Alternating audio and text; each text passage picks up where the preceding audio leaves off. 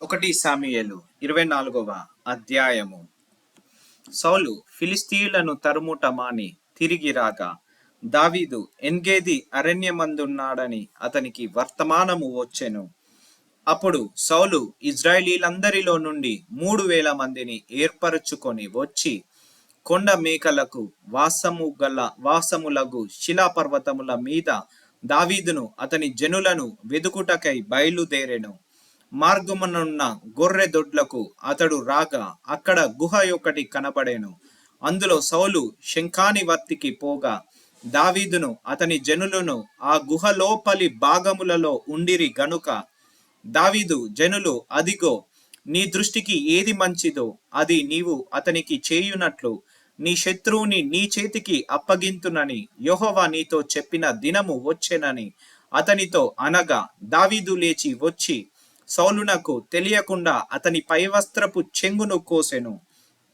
సౌలు పైవస్త్రమును తాను కోసెనని దావీదు మనస్సునొచ్చి, అతడు యెహోవా చేత అభిషేకము నొందిన వాడు గనుక యెహోవా చేత అభిషిక్తుడైన నా ప్రభువునకు నేను ఈ కార్యము చేయును, యెహోవాను బట్టి అతని నేను చంపను అని తన జనులతో చెప్పెను.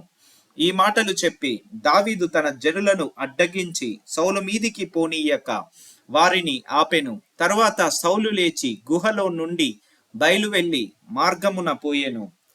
అప్పుడు దావీదు లేచి గుహలో నుండి వెళ్లి, నా ఏలినవాడ రాజా అని సౌలు వెనక నుండి కేక వేయగా సౌలు వెనక చూచెను.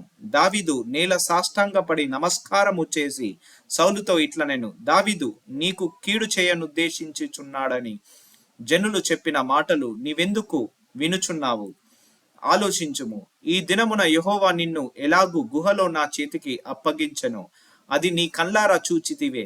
కొందరు నిన్ను చంపుమని నాతో చెప్పినను నేను నీ యందు కనికరించి ఇతడు యెహోవా చేత అభిషేకము నొందిన వాడు గనుక నా ఏలిన వాని చంపనని నేను చెప్పి తిని.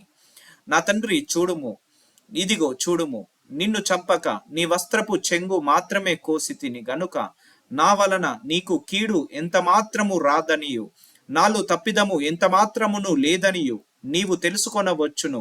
నీ విషయమై నేను ఏ పాపమును చేయని వాడనై యుండగా నీవు నా ప్రాణము తీయవలనని నన్ను తరుముచున్నావు. నీకును నాకును మధ్య యెహోవా న్యాయము తీర్చును. యెహోవా నా విషయమై పగ తీర్చును గాని నేను నిన్ను చంపను. పూర్వీకులు సామ్యము చెప్పినట్లు దుష్టుల చేతనే దౌష్ట్యము పుట్టును గాని నేను నిన్ను చంపను.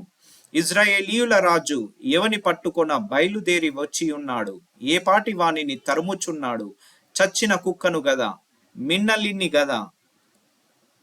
యెహోవా నీకును నాకును మధ్య న్యాయాధిపతి అయి తీర్పు తీర్చును గాక. ఆయనే సంగతి విచారించి నా పక్షమున వ్యాజ్యమాడి నీ వశము కాకుండా నన్ను నిర్దోషినిగా తీర్చును గాక. దావీదు ఈ మాటలు సౌలుతో మాటలాడి చాలింపగా సౌలు, దావీదా నాయనా, ఈ పలుకు నీదేనా అని బిగ్గరగా ఏడ్చి దావీదుతో ఇట్లనెను, యెహోవా నన్ను నీ చేతికి అప్పగింపగా నన్ను చంపక విడిచినందుకు ఈ దినమున నీవు నా అపకారమునకు ఉపకారము చేసిన వాడవై నా ఎడల నీకున్న ఉపకార బుద్ధిని వెల్లడి చేసితివి గనుక నీవు నాకంటే నీతిపరుడవు. ఒకనికి తన శత్రువు దొరికిన ఎడల మేలు చేసి పంపివేయునా? ఈ దినమున నీవు నాకు చేసిన దానిని బట్టి యెహోవా ప్రతిగా నీకు మేలు చేయును గాక. నిశ్చయముగా నీవు రాజవగుదువనియు ఇజ్రాయేలీయుల రాజ్యము నీకు స్థిరపరచబడుననియు నాకు తెలియను. కాబట్టి నా తరువాత నా సంతతి వారిని నీవు నిర్మూలము చేయకుండునట్లును నా తండ్రి ఇంటిలో నుండి నా పేరు నీవు కొట్టివేయకుండునట్లును యెహోవా నామమున నాకు ప్రమాణము చేయము. అంతటా దావీదు సౌలునకు ప్రమాణము చేసెను. అప్పుడు సౌలు ఇంటికి తిరిగి వచ్చెను. అయితే దావీదును అతని జనులను తమ కొండ స్థలములకు వెళ్ళిపోయిరి.